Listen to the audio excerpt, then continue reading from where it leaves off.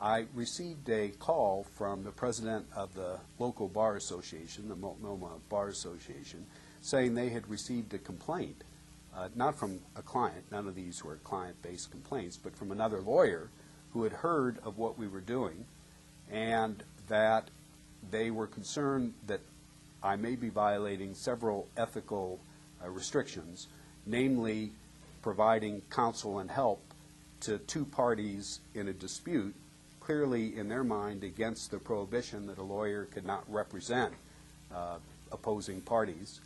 And secondly, that I was doing this in conjunction with a non-lawyer on a partnering basis, and there is a prohibition against a lawyer who has to operate with their independent judgment, providing services to a client in partnership with someone who's a non-lawyer, for fear that the non-lawyer may be influencing the judgment and the advice of the attorney.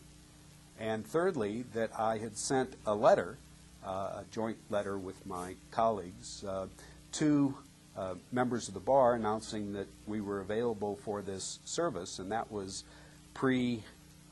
allowing attorneys to advertise. And so this simple professional letter simply saying we were available was thought to be solicitation of business. So on those three counts, they were concerned.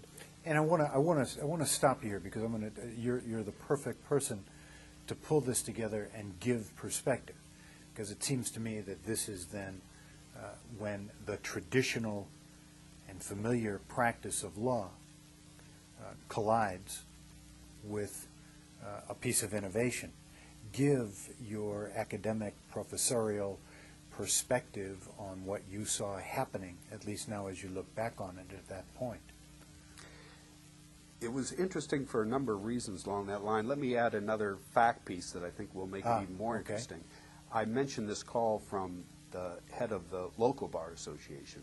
That was followed the next year by a letter written from an attorney in private practice to the chair of the family law section of the Oregon State Bar, complaining that this J. Folberg was providing this mediation service in violation of ethical canons and mentioning them and explaining why. And that letter was received by the chair of the family law section. And that chair was me. He didn't know that the person he was complaining about was the chair of the section to whom he was writing. So I dutifully sent a letter on to the head of the ethics So let me see if I understand. You could have been obligated to disbar yourself. Well, I had no power to disbar anyone, including myself, but I could have thrown him in the trash can, which I thought about, or simply written him back saying he was wrong, but the right thing to do was to send it on to the ethics committee.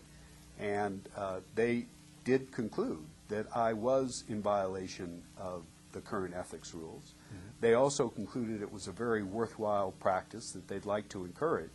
And so they suggested to the Oregon bar that the ethics rules be changed to allow this.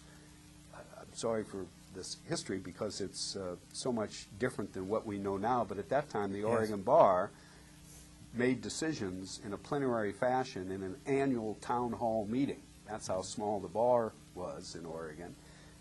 And all ethics changes had to come before the bar as a whole, and then had to be approved by the Oregon Supreme Court before they were implemented. So the bar considered this, and they got it wrong. Wanting to promote this type of practice, they said that lawyers could represent both parties as long as they made it clear that this was a different type of representation, and that they advised, that the person doing this advised the clients that they might seek independent legal advice as well. And that was in contradiction to what was developing, at least through the ABA, on a committee I was also serving on, saying that we ought to change the ethics rules to make it clear that lawyers represent neither party, that it's not representation even though it is a type of legal practice. So we had the Oregon bar attempting to be supportive going off in this direction, and ABA, family law section, going off in this direction, I think more on the right path.